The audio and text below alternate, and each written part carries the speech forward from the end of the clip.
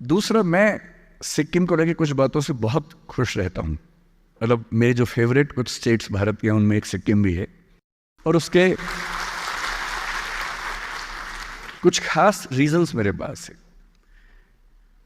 मैं किसी स्टेट या किसी शहर या किसी देश का इवेल्युएशन या मूल्यांकन, अगर मेरी हिंदी मुश्किल हो आप बोल दीजिएगा, मैं और इजी कर दूंगा उसको, है ना। अगर किसी देश या किसी समाज को इवेल्युएट करना हो तो मेरे हिसाब से दो कसौटियां सबसे बड़ी हैं। उसका जीडीपी कितना है वो बड़ी कसौटी नहीं है, वो कितना कमाता है, कितने पैसे उसके पास हैं। ठीक है, किसी समाज के पास ज़्यादा पैसे हैं, किसी के पास कम पैसे हैं, वो ठीक है। मेरी राय में, क्योंकि मैं सोशियोलॉजी का स्टूडेंट रहा हूँ, मैं कई विषयों का स्टूडेंट रहा हूँ, मुझे बड़ा मज़ा आता है अलग अलग विषय पढ़ने में, पर सोशियोलॉजी ने मुझे एक बात सिखाई कि किसी सोसाइटी में फीमेल्स का पार्टिसिपेशन कितना है ये बताता है कि वो सोसाइटी कितनी सिविलाइज्ड है। दूसरा, कोई सोसाइटी अपने बीच में जो माइनॉरिटीज़ हैं, जो अलग अलग कम्युनिटीज़ हैं, उन सब के साथ कैसे ट्रीटमेंट करती है ये बताता है कि वो समाज, वो सोसाइटी कितनी सिविलाइज्ड है। These are two fundamental parameters on which I value or weigh any society wherever I go. मैं घुमक्कड़ आदमी हूँ, दुनिया भर घूमता रहता हूँ, कई देश घूमा हूँ, कई राज्य घूमा हूँ, but this is how I try to जज ए सोसाइटी। और जब मैंने पढ़ा सिक्किम के बारे में पिछले कुछ दिनों में, तो मुझे पता लगा कि सिक्किम देश का वो राज्य है, सारे राज्यों में, सारे यूटीज में मिला के, जहाँ विमेन की वर्क पार्टिसिपेशन देश में सबसे ज़्यादा है, नंबर 1 पे है। और अगर विमेन नौकरी कर पा रही है, घर से बाहर निकल के काम कर पा रही हैं, इसमें अंडरस्टूड है कि वो प्लेस अपने आप में सेफ भी है।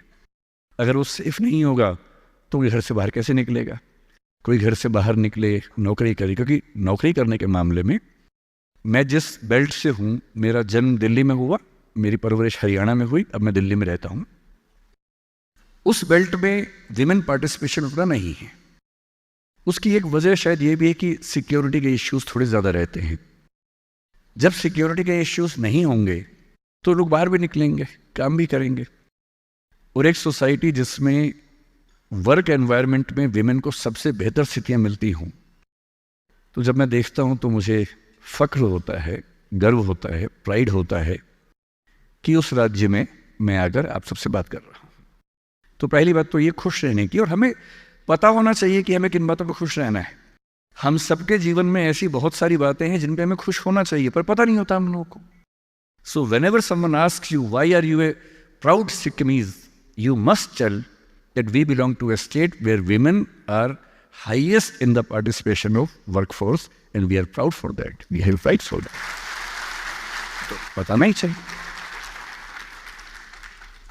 So, when the resident commissioner of Sikkim Bhavan in Delhi, Mr. Ashwini Chand, talked to me, और मुझे कहा कि आप आएंगे तो अच्छा रहेगा, तो जो उनकी पंच लाइन थी, जिस लाइन के बाद मुझे लगा कि जाना ही होगा, वो थी कि सीएम साहब भी टीचर रहे हैं। और मुझे लगा वाह, ये तो हम तो सेम प्रोफेशन के लोग हैं, सेम बैकग्राउंड के लोग हैं, फिर तो एक स्पेशल रीज़न बनता है कि वहाँ पर मैं जाऊँ। तो सेकंड पैरामीटर जो मैं आपसे कह रहा था, मुझे यहाँ की डेमोग्राफी के बारे में आइडिया है, ठीक ठाक आइडिया है।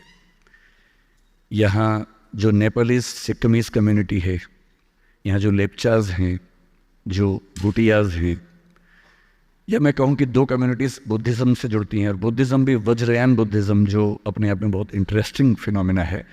मैं फ़िलोसफी और लिटरेचर पढ़ाता रहा हूँ, तो उसमें वज्रयान बुद्धिज़्म को हम खूब उसमें पढ़ते भी हैं, समझते भी हैं। मेरे लिए बहुत इंटरेस्टिंग फिनोमेना है कि एक समाज जिसमें 3 कम्युनिटीज़ मेजरली और बहुत सारी कम्युनिटीज़ बहुत कम पार्टिसिपेशन के साथ रहती हूँ, और मैं हिस्ट्री ढूंढ ढूंढ के थक गया, मुझे आज तक ऐसा नज़र नहीं आया कि यहाँ कभी कम्युनल क्लैशेस या टेंशन्स होती। इतनी शांति के साथ इतनी कम्युनिटीज साथ में रहें, इसका मतलब है कि जिसको हम कंपोजिट कल्चर कहते हैं, वो यहाँ पढ़ाई की बात नहीं है, वो हमारे संस्कारों का हिस्सा है, वो हमारे वैल्यू सिस्टम का हिस्सा है। And ultimately in the world of values, in the world of ethics, हम ये मानते हैं कि कॉस्मोपॉलिटनिज्म सबसे अच्छी वैल्यू है, जिसका मतलब है कि समाज अपने हर व्यक्ति को, वो जिस बैकग्राउंड से है, जिस फेथ के साथ है, जिस तरीके से जीता है, उसको उसी रूप में एक्सेप्ट करे, उसके ऊपर अपने आप को हावी ना करे, उस पर दबाव ना डाले, और एक ट्रू जिसको हम कंपोजिट कल्चर कहेंगे, वैसी कल्चर अगर मैं देख पा रहा हूँ तो हमें सिक्किम में दिखती है। तीसरी बात जो मुझे यहाँ की बड़ी अच्छी लगी, कल रात को जब मैं आया, लंबा ट्रैवल था, बागडोगरा से हमें पता लगा कि जो मेन रास्ता है वो टूटा हुआ है, तो बड़ा मज़ेदार रास्ता था। हम 5 बजे बागडोगरा से निकले तो पता लगा कि जो मेन रास्ता वो टूटा हुआ है, जो 3-3.5 घंटे वाला है, अब जो रास्ता वो 7 घंटे वाला है। हमने कहा ठीक है, कोई बात नहीं, तो 12 बजे पहुँच जाएंगे। व्यवस्था बड़ी अच्छी थी सिक्किम सरकार की, कोई दुविधा नहीं थी, कोई परेशानी नहीं थी, बहुत सुकून से आ रहे थे। अब 7 घंटे के रास्ते पर निकले और आधे घंटे के बाद अचानक जो दूसरी गाड़ी साथ में थी वो टाई टाई टाई करते हुए आगे के रुक गई। तो हमने पूछा क्या हुआ, तो पता लगा जो दूसरा रास्ता है जिससे हम जा रहे हैं उसमें 2 टैंकर पलट गए हैं, वो भी बंद हो गया है। तो फिर मैंने कहा कि फिर वापस दिल्ली चले, तो बोले नहीं नहीं नहीं, दिल्ली नहीं जाना है, जाना तो सिक्किम ही है। तो मैंने कहा जब 2 ही रास्ते हैं, दोनों बंद हो गए तो कैसे जाएंगे। फिर आधा घंटा हम वहीं रुके, आधा घंटा कुछ सिस्टम ने काम किया और तीसरा रास्ता खोज निकाला।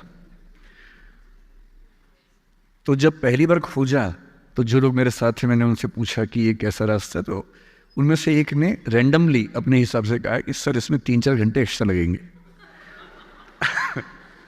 तो मैंने पूछा एक्स्ट्रा 3.5 से या 7 से, तो बताया 7 से एक्स्ट्रा लगेंगे 3.5। तो मैंने कहा अच्छा।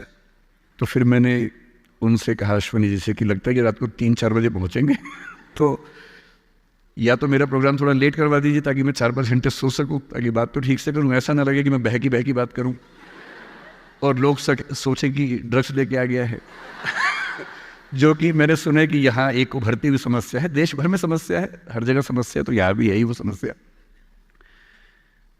तो खैर, लेकिन जो लोग हमारे साथ थे वो बड़े कमाल के लोग थे, पता नहीं कहाँ से, कोलंबस लोग थे वो बेसिकली, कहाँ से उन्होंने कोलंबस वास्को डी गामा के रास्ते निकाले, और जो हमें 5 बजे चल के 12 बजे पहुंचना था, हम 10:30 पे पहुंच गए।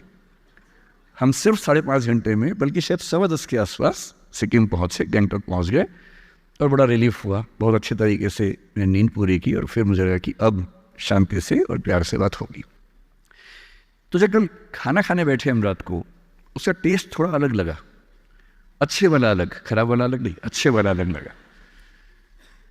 तो मतलब दुनिया के किसी भी हिस्से में जाएंगे तो खाने का टेस्ट अलग होता है, पर ये थोड़ा और अलग लगा। तो फिर मेरी आदत है नेट पे सर्च करने की, मैंने सर्च किया why Sikkimese food taste so different. तो फिर एक बात और पता लगी, जिसके बाद अगर मेरी पत्नी को पता लग गई तो वो यहाँ पर घर ही खरीद लेगी, अगर अलाउड होगा, तो मुझे पता नहीं अलाउड है या नहीं घर खरीदना।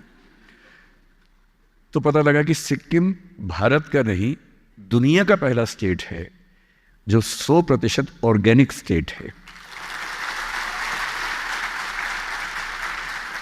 इसका मतलब क्या होता है? ताली तो बजा दी आपने, पर इसका मतलब नहीं पता होगा कई लोगों को। अगर पता है तो अच्छी बात है, किसी बच्चे को शायद ना पता हो।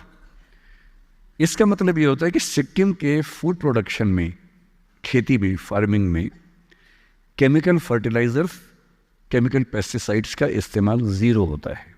विच मीन्स आप जो खाते हैं वो दुनिया का सबसे प्योर खाना है। इससे ज़्यादा प्योर खाना इस पूरे संसार में कहीं नहीं मिलता है, और कितनी बड़ी बात है। इसीलिए आप सबके चेहरे इतने चमक रहे हैं, इतने सुंदर आप लोग हैं, इसीलिए हैं। इतना अच्छा खाना खाएंगे तो ज़्यादा सुंदर होंगे ही। हम तो भारत के बाकी राज्यों में जो खाना खाते हैं उसमें कई बार लगता है कि केमिकल खा रहे हैं कि खाना खा रहे हैं, समझ में नहीं आता है, क्योंकि केमिकल फर्टिलाइजर्स के बिना, पेस्टिसाइड्स के बिना प्रोडक्शन हो ही नहीं पाता है। अगर नहीं डालेंगे तो प्रोडक्शन कम होगा। तो हमें तय करना होता है कि भूख से मरें या थोड़ा केमिकल पेस्टिसाइड खा के जिंदा रह लें। तो हम केमिकल खा रहे थे काम चला देते हैं। लेकिन क्या होता है कि हम जहाँ हैं, हमारे पास क्या अच्छा है कई बार हमें पता नहीं होता। और मुझे लगता है कि सिक्किम के पास ये 3 ऐसी वजहें हैं कि अगर ये आपको पता हो तो आप बहुत गौरवान्वित हो सकते हैं, प्राइड फील कर सकते हैं, और फिर इस दुनिया में आगे बढ़ने का ख्वाब देख सकते हैं।